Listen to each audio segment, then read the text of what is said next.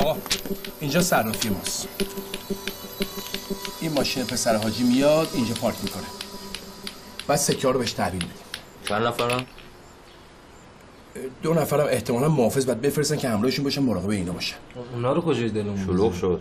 بابا وایسی خود شلوغ نمیشه، واسه من بگم بهتون دیگه. ببین وقتی اینجا سکه ها رو تحویل گرفت چی گرفت؟ ببین وقتی اینجا این سکه ها رو تحویل گرفت، این یه راه بیشتر نداره، این میدون فردوسی بره بالا. وقتی میره بالا بعد بره به سمت این کریم خان. اینجا هم برج میلاده. بادم جون واکس نمیزنه، داره حرف میزنه. بعد از اینجا که بره توی میدون شاه، فقط باید توی این فاصله که این کوچه نستر خلوته کارو تموم کنیم. خب آیدی دیگه آخه تهران خیابون خلوت داره. آقا اینو بذار اینجا. گوش بده. آقا ما به بهانه شب اول ماه رمضان یه بساط خوشگل نظری میشینیم جلوی صرافی.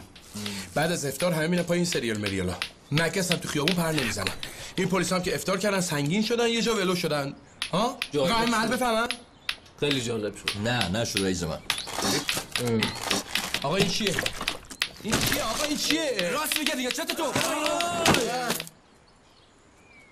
آقا نمیشه که اینجوری سمی که. باشه. خیلی خب. آقا این یه داروی بیهوشی خوراکیه که ما باید بدیم به خوردشون. این اسب هم پا میندازه. بگم چجوری؟ نه تو اصلا حرف نزن. اصلا حرف نزن تو. ببخشید. حرف نزن. میگیم تاجون و همراهان عزیز هر کی از این بخوره یه تخم مرغ شانسی پیش هم جایزه. آقا این همیشه اینقدر بامزه که فقط شبا. نه بعضی وقتا. آقا ما چند تا راه داریم برای خوروندنش. یکی بساط نظری جلوی صرافی، یکم آقا تورج پای سفره افطار که اصلا دومیه فکر نکن. اصلا هیچی، این دومی هم اولیه. چقدر طول میکشه اثر کنه؟ بین 8 تا 10 دقیقه. 2 دقیقه فقط خطر مطر نداره واسه شون. گرفت یه دقیقه. خطر نداره واسه شون. نه نداره. یعنی چی؟ یعنی سکه ها وسط خیابون نسترن، طرف خوابش میبره، ما میریم سکه ها رو قلفتی همجوری. چرا که نه؟ تو چته؟ اصلا میخوای سکه ها یا نه؟ اگه میخوای دهنه من تا تاش بشین حرف نزن. اگه نمیخوای که بفرما فرار کن. معلومه که میخوام. من از همتون بدبختم. نمیخوام سرمو به باد بدم ولی. بابا دیگه سر و ته نداره دیگه، هممون ته خطیم دیگه. یا میبریم یا کلا این درسته. نقش دومم داره. تو موتور میتونی جور کنی؟ آره. خیلی خوب.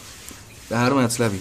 اگه نخوردن یا اصلا خوردن اثر نکرد، اما موتور میرم شاخ به شاخ میمالم بهشون، میریزیم سرشون سکار ازشون میگیریم. شاخ به شاخ خب میکشی خودتو. نترس.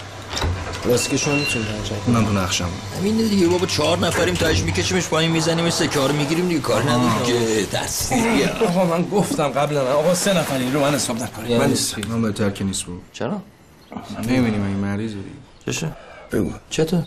من نمیبینی عصبی بسویه. چشه خب؟ حتما باید بگم چشه آره نمیبینی. چته خب؟ تکرار داره. زهر مسخره. دیگه. دمت گرم سمی جون. آقا ما تکرار داریم. این نقشه الان ما کشیدیم دیگه، اینجا بعدش من میترسم بیام چیز کنیم تو نقشه، چون نقشه خراب نشه دیگه. این دست تر نکنی. هستی یا نه؟ من هستم. من که بودم. من چون کار اجرایی انجام نمیدم من این زیرم.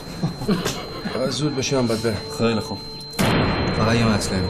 هر کس به هر دلیلی بخواد دور بزنه، بپیچونه یا بخواد یکی دیگر رو بفروشه، من پیتزا اومد.